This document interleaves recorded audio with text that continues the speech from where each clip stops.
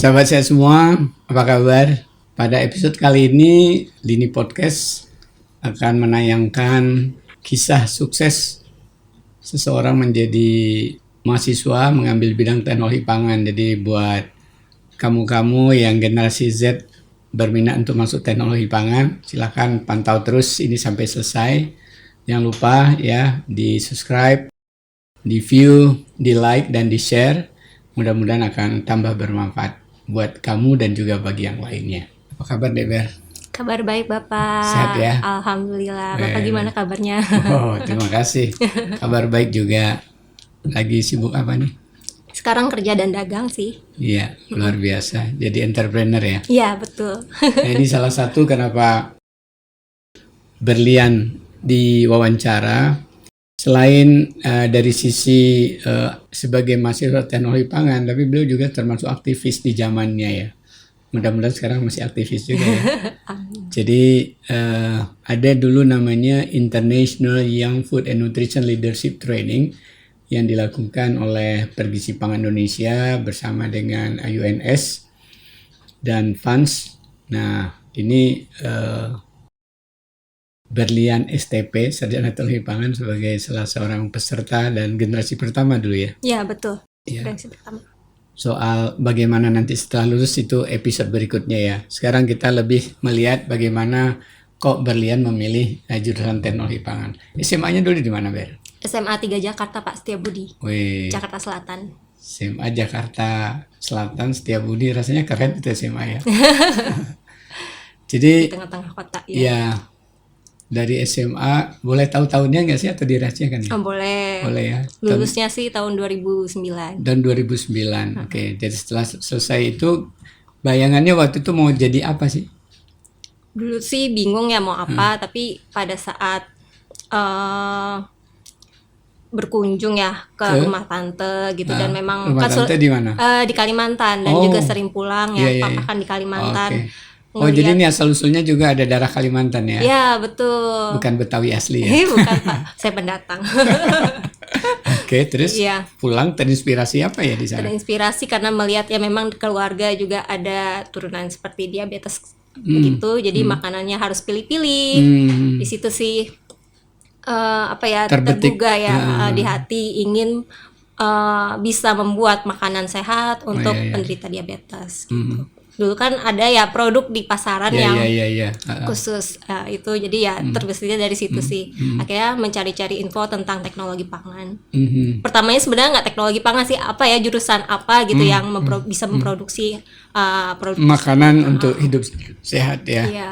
Oke, dan tidak terbetik waktu itu kedokteran ya? Enggak sih, lebih ke pangannya karena gitu. sisi pangannya.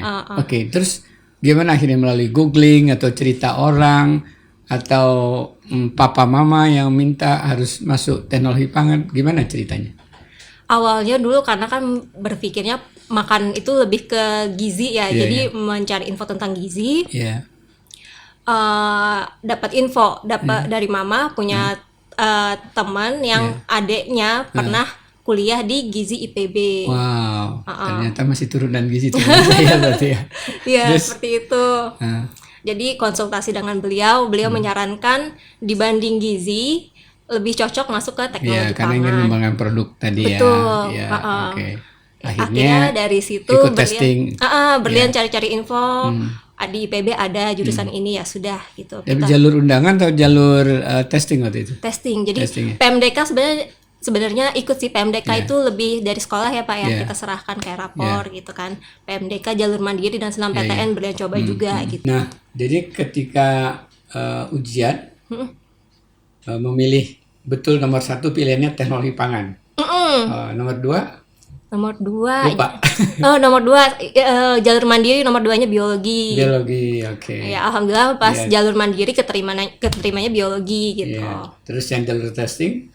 Testing senam PTN Berlian pertamanya teknologi pangan, keduanya pertamanya Berlian lupa, pokoknya teknologi pangan aja salah satunya ya. Akhirnya keterima dan diterima di sana. Iya. Oke. Nah, Gitu. Setelah itu kan akhirnya jadi mahasiswa teknologi pangan. Iya, betul, Pak. Dan waktu itu kenapa IPB, bukan, kan ada juga di tempat lain ya, bukan di IPB? Apa karena dekat dari Jakarta? Mungkin ya itu juga sih pertimbangan, dan memang info dari Apa lebih senang tinggal di Bogor? karena adem ya Pak. Enggak sih, sebenarnya karena rekomendasi dari itu tadi ya, adik temannya Mama itu ya, karena ada alumni IPB yang menyampaikan.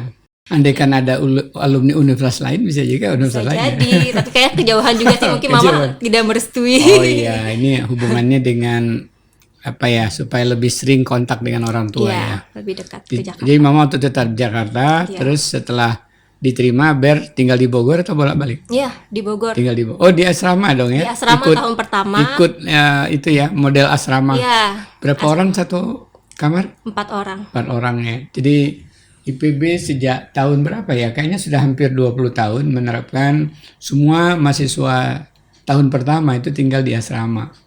Dan satu kamar ukurannya berapa ya? 4 kali 4 meter? Iya, ada. Itu 4 orang. Gimana merasakan nikmat suka dukanya tinggal di asrama waktu itu? Asik sih. Jadi teman-teman gitu kan rame-rame bareng-bareng. Dari satu Jakarta semua, satu daerah semua? Oh enggak, ada yang Bogor. Kalau di kamarnya Berlin ada yang Bogor, Temanggung, dan ya ada salah satunya Jakarta juga sih. Oke, jadi multikultur lah ya. Ada yang beda agama? Beda agama nggak ada sih. Cuma di satu lorong itu ada beda agama dan beda yang dari Papua juga ada, Sumatera. Makannya ada. gimana waktu itu? Makannya ya untuk belinya ya paling kita di ini ya di kantin ada, dan kita suka bareng-bareng sih Pak di kamar kadang atau di lorong. Nggak mungkin masak sendiri ya karena nggak disediain dapur ya, kitchen dulu belum ya. ada. Belum ada ya. Tapi kemudian itu kan tadi dari sisi alasan keluarga, alasan melihat permasalahan, ada alasan lain nggak yang melihat ke depan barangkali? Kenapa memilih teknologi pangan? Lebih ya tadi sih sebenarnya awalnya ya karena itu aja sih, ingin produksi pangan yang sehat gitu, terutama untuk penderita diabetes itu aja sih. Tapi makin kesini ya Berlian melihat itu memang passion Berlian di situ gitu, senang membuat sesuatu. Nah itu kan sangat terkenal ya, teknologi pangan, gizi, ilmu komputer, agribisnis di IPB itu nggak masuk 5 besar, persaingannya ketat ya. Betul Pak. Nah, dengan persaingan ketat gitu ternyata berhasil, kiat-kiatnya apa ya?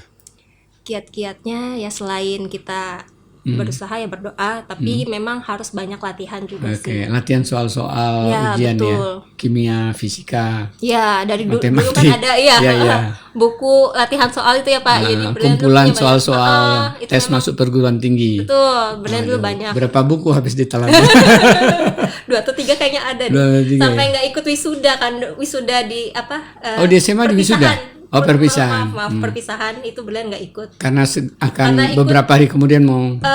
Jadi ikut bimbingan belajar. Bukan saat hari perpisahan itu tes ujian mandiri di IPB.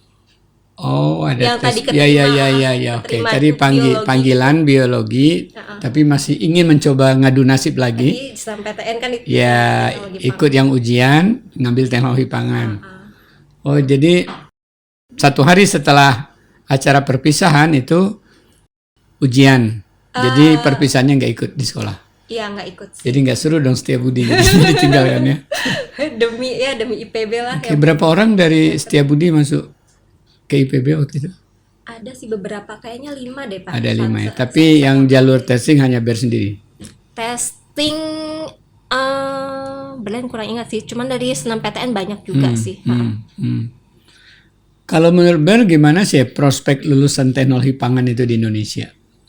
Bagus ya. Ya. Karena memang ya kalau ingin berkembang di industri pangan sangat baik. Dan jika pun ingin pindah ke industri lain seperti perbankan juga banyak. Karena Berlian juga melihat teman-teman Berlian, kakak kelas juga itu sukses kok di dunia perbankan seperti itu. Dan juga di industri pangannya. Karena cara berpikirnya yang digunakan ya. Betul. Karena di IPB kita dididik untuk berpikir kritis sih. Critical thinking. Ya. Kemampuan menyelesaikan masalah dengan melihat dari berbagai dimensi ya. Dan juga disiplin sih. Disiplin. Ingat banget dulu tuh sering dimarahin gitu kan. Bukan Berlian sih yang dimarahin, cuman maksudnya dosen. Tapi nama dosennya nggak boleh diungkap ya. Siapa dosen pembimbing baru waktu itu? Dulu Prof. Dedi Fardias. Wow, baru saja pensiun kalau nggak salah ya. Pernah deputi di Badan POM ya. Iya, betul. Iya. Jadi pesannya Ber nih, kalau ada adik-adik yang sekarang di sekolah menengah atas, sebentar lagi mau lulus, kemudian juga ingin bercita-cita untuk menjadi seorang teknolog pangan, bisa dari IPB bisa tidak, sarannya apa nih untuk kiat-kiat supaya apanya yang harus diperkuat dalam pembelajaran dan latihan-latihan soal tadi?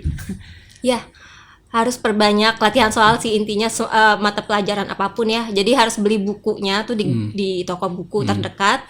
Lalu minta restu orang tua ya, dan juga ya berdoa lebih banyak aja sih. Oke, jadi usaha dan doa ya. Iya. Meskipun sekarang rencana Menteri Pendidikan akan merubah strategi ya. Bahkan di SMA itu tidak lagi IPA IPS ya. Iya.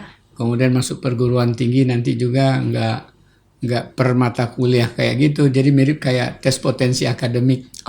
Seperti TPA. Kalau kita ke luar negeri sekolah itu namanya TPA ya, yang ada dimensi psikologinya, ada dimensi karakter macam-macam gitu ya. Termasuk memang eksaktanya tetap ada. Pernah ikut tes potensi akademik nggak? Ada dulu di IPB jalur mandirinya juga ada itu Pak. Ada juga ya. Saya kurang ingat sih kalau yang SNMPTN, tapi yang jalur mandiri kan ada ya. Itu. Iya, kalau nggak salah sekarang kan IPB juga ada jalur entrepreneur juga. Jalur entrepreneur, jalur leadership gitu ya. Tapi kan ini nasional mau dikembangkan cara melalui tes potensi akademik. Iya. Ya. Baik, Deber, mungkin ada pesan-pesan yang lain mau disampaikan terkait dengan kisah suksesnya menjadi mahasiswa di Teknologi Pangan IPB? Oke, cukup deh. Cukup ya. Baik, itu tadi bincang-bincang kami dengan seorang lulusan jurusan Teknologi Pangan di IPB yang memulai pendidikannya dari SMA di Jakarta, SMA Setiabudi, kemudian lanjut menguji 2 cara masuk IPB dengan jalur undangan, tapi nggak berhasil Teknologi Pangan, berhasilnya masuk biologi.